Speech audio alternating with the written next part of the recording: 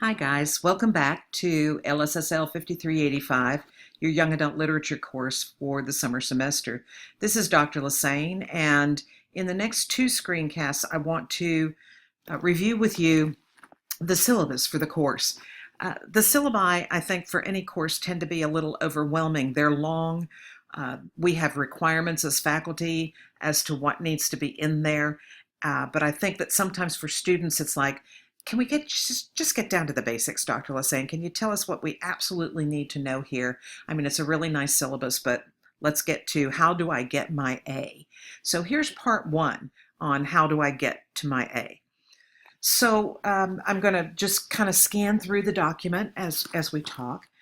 The course number is here. I'm sorry, LSSL 5385. It's the summer semester. That's how you know you're looking at the correct syllabus. Sometimes students will look at syllabi from past semesters. That's not a good idea here because there have been some changes. Here's all my information. If you don't know, my last name looks like Lasesny, but it's pronounced Lassane. It rhymes with insane. My office is in academic building number 4. I'm on the 4th floor in room 423. So if you're ever on campus and you want to come by for a visit, that's how you'll find me, at least on Tuesdays when I'm in the office. My office phone, the direct line, is there. When you call and leave me a message, I get an immediate email that says I have a message. So it reminds me to go and pick up the phone message and get me back in touch with you. Of course, you can also email me. You see the two email addresses. Those are both my SAM email addresses, drl@shsu.edu and lis_tsl@shsu.edu. I've also given you the office fax number. I don't know that you will need it for anything, but there it is. My office hours, as you can see, will be on Tuesdays. They generally are. I'm generally in the office by 8. I tend to leave around 4. Sometimes I'm there earlier, sometimes I'm there later, sometimes I'm in meetings. But if I know that you're going to come by, that would be really great. So if you are going to come by for a physical visit, holler at me and let me know. The course description, you can certainly read this on your own. Basically, this is a course in literature for young adults. So we're going to look at young adult literature and how we use young adult literature with the intended audience. The idea objectives are next. At the end of the semester, those of you who have had a couple of courses already know you get to evaluate me using the IDEA document, and these are the objectives that I have marked essential, the ones that I think you should get the most out of in this course. And so they're here, they're listed for you. The ones that are important, I didn't bother writing out, but I gave you the numbers of them. Let's get into the meat of it. Textbooks. Dr. Perry and I decided last year that the textbooks for the course, whether we were using the one that I wrote or another one that was written by Dr. Chance, they were too expensive. And we'd really just prefer that the textbook be free of charge and you have access to the materials. So we took the summer semester last year to put together our own textbook. It is a Google Doc, excuse me. Here's the link here. It has a table of contents. Every item in the table of contents is a hyperlink that will take you to the chapter, the readings. In some cases, there are screencasts and videos. So it's online, it's free of charge. You will be doing an assignment of your textbook reading, but there is how you get to the textbook. And you might want to just go and kind of flip through it a little bit.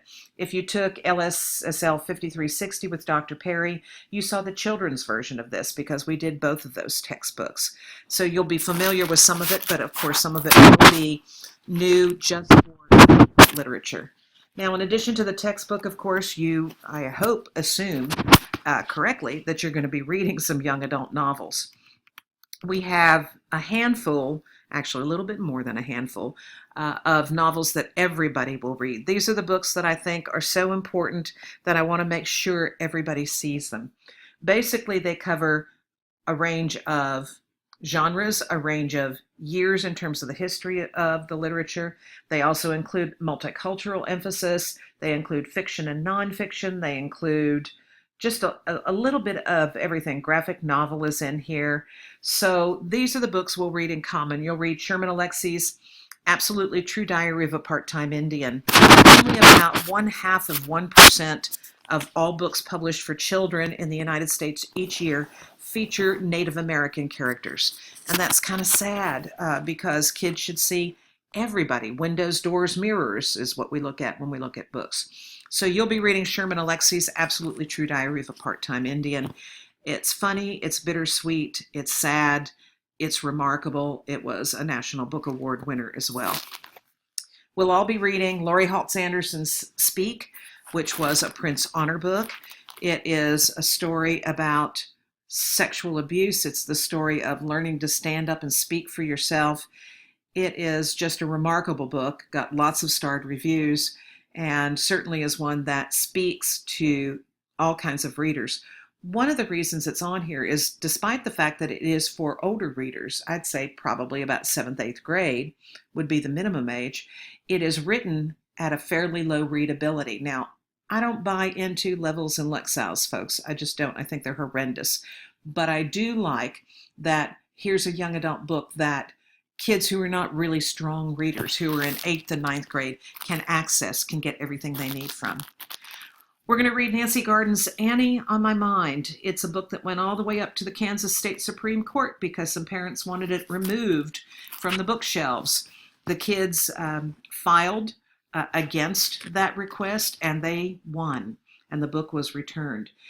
Annie on My Mind is considered to be one of the first books about LGBTQ issues, and notice that it goes back to 1982. So we've been writing books about these kinds of things for kids for a long time, but they're not always, I think, really well known. Donna Gephardt's Lily and Duncan is about a transgender youth, and Duncan, who has a lot of problems going on in his life. The book deals, I think, beautifully with issues that contemporary kids are facing, and that's why you can see this is a relatively new book. It's one of the newest book. It is the newest book on the list, as a matter of fact. We're going to be reading Roby Harris, It's Perfectly Normal. A lot of kids just call this the sex book. It's a book that talks about babies and how they're born and sexuality and how we develop as sexual beings. It's also one of the books that traditionally is on the banned book list because it deals with a really sensitive topic. We'll be reading the first ever Prince Award winning book, Walter Dean Meyer's Monster.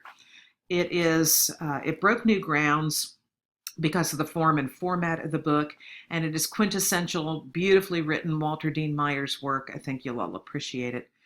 We will be reading a science fiction book by Patrick Ness called The Knife of Never Letting Go. It's book 1 in the Chaos Walking series.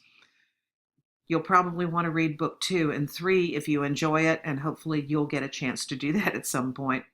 We're looking at Isabel Quintero's Gabby, A Girl in Pieces. It's from Cinco Puntos Press, and it's one of the, again, few books published for teen readers that feature Hispanic characters. And so I think you'll probably enjoy that. It was a finalist for the Morris Award for Best Debut Novel a couple of years ago. And finally, we'll all be reading Marjane Satrapi's Persepolis. It's a graphic novel, and it is the first in, I think there are 3 books. There are at least 2 in this series. So we'll be looking at a graphic novel and what that can give us as readers. So those are the required titles.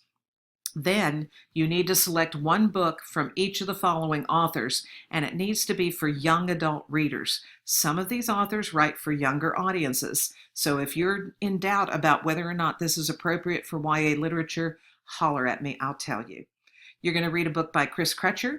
You're going to read a book by A.S. King, that's Amy King, a book by Andrew Smith, a book by Kwame Alexander, a book by Holly Black, and she's probably one of the authors that has younger books and older books. So be careful that you're picking books for older readers. Rebecca Stead, John Green, that's a name that probably should be familiar to you, whether you know young adult literature or not. Raina Telgemeier, and those will be graphic novels, and Francesca Leah Block. Plus, I know it seems like I'm going on and on and on, and you're probably getting a little worried, but it is young adult literature. 6,000 books published each year for kids, you're going to read 25, which means we're just barely scraping the tip of all the books that are out there. But you will now read 6 books of your choice from the following lists. The books need to come from at least 4 different lists. So best fiction for young adults, quick picks, Prince and/or Prince Honor, excellence in nonfiction for young adults, great graphic novels for teens, outstanding books for the college bound, and the William C. Morris Award. There's a little more information on this. They're all from YALSA, and there is the hyperlink that you can click on. It will take you to that website so you can see the lists, and the lists that you use have to be between 2013 and 2017, so more recent books. And finally, you're going to be reading, one book for the New York Times bestseller list. Those will be the chapter books for 10 plus readers. So no children's books, no adult books. These will be the bestseller books for young adults. You can read books that were on the list from January to June of 2017. The copyright should be either 2016 or 2017. You can listen to any of these books in audio, or you can read them in e-format. That's fine too. Total books to be read, 25. So that's part of how you get your A in this class. And this is the end of the first part of the screencast.